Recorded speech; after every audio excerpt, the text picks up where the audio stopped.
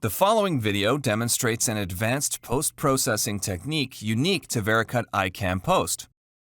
This feature, called limit-based Cartesian polar switching, can be activated in operations where the tool axis is parallel to a rotary table axis.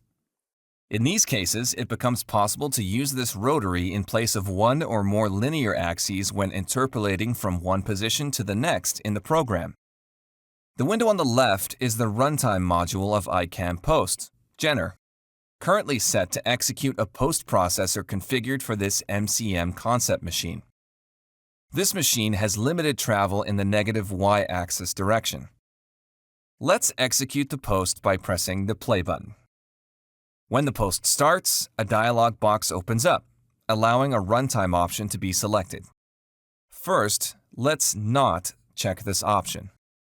Once the post processor completes the G-code generation, we can simply reset the model in Vericut, as the project is already pointing to the NC program produced by the post. We can then start the simulation. Below a certain point, the y-axis starts to overtravel. This program is definitely not going to work on the machine. Let's return to Jenner and rewind the post. Then, execute it one more time. This time, let's check the runtime option in order to use polar interpolation to prevent overtravel.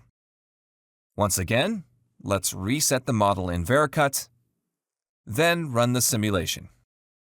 Notice that as the y-axis approaches its lower limit, the post avoids the overtravel by moving the B table. This allows the program to run on the machine without any time-consuming reprogramming.